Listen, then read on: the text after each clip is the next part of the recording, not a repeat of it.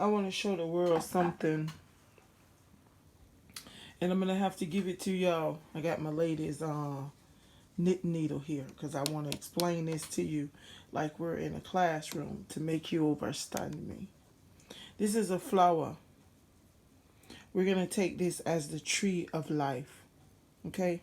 I wish I would have did this when the flower was more bloom, but you know it isn't. This is my right now. It isn't.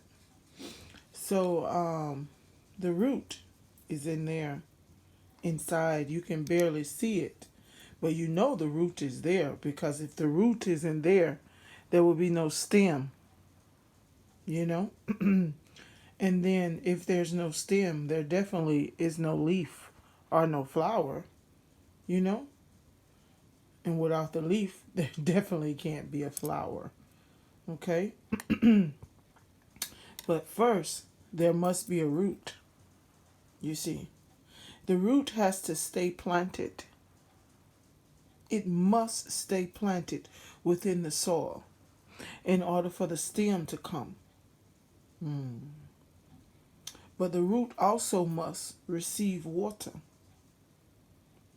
When you water a flower, you water it at the base so that the flower can receive the water in its roots because the root is what makes everything grow. Okay, I know it sounds like I'm repeating myself, but I just want to make sure you guys get this, okay?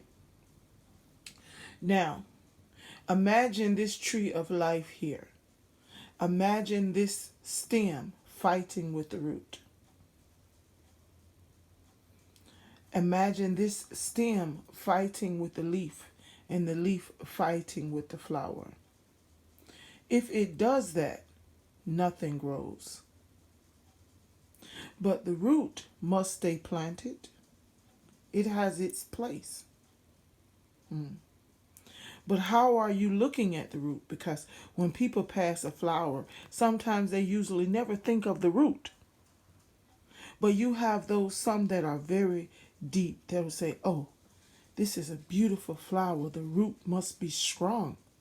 The root must be old. That means you're looking at the flower, the plant, the tree of life as a whole, you see. See, but wickedness divides. Because it's not really a part of the tree. Or maybe it's a tree over somewhere else that wants to outbloom this tree.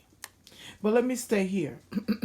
So if the stem fights with the root, how can it become a stem? If the root gets besides itself and always wants to show itself up, the root wants to come up to the stem. The root wants to leave the root and be the stem or the flower. But then who's left to do the root? If the stem does it, remember the stem has never been a root. It doesn't have what it needs to produce for the root to grow. You understand? Even though you have some that you can take it and water it, and then that stem will grow a root. But trust me, that stem has to have a piece of the root in order for it to grow. And if it does not have the original root, it's not going to grow as strong. Hello. As it would if it had its original root. So just imagine that this root stays a root, and this stem stays a stem, and this leaf stays a leaf, and the flower stays a flower. If everybody stays in its prospective place and not fight each other, and remember that without each other, there cannot be one of them. One cannot survive without the other. Some say, why don't the root get the show? It's doing all of the work. Who are you trying to show? The root is the stem. The stem is the leaf. And the leaf is the flower. Balance everything out in your life. Stop trying to be seen. When you look on Facebook, you'll see Kushites. We post everything. And not in a good reason. We just want to be seen. We want to be recognized.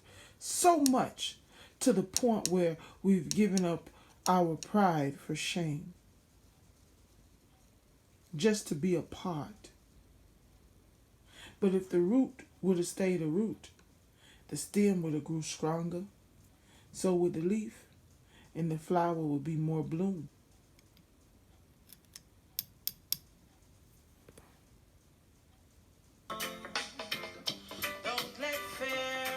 What we fighting for?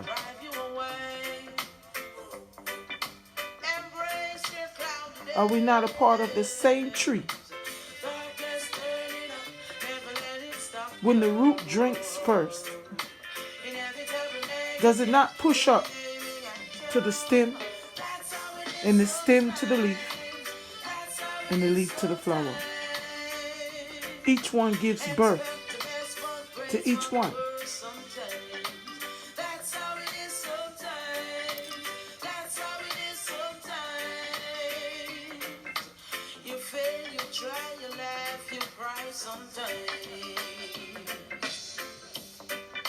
Learn your lesson, count every blessing. Matters not the circumstance. It's all about how you look at life. Look out for changes. Take your chances. When you see a strong tree of life, remember the root. Don't be jealous of the stem, or the flower, or the leaf. It comes from you. Because you are who you are. It can be.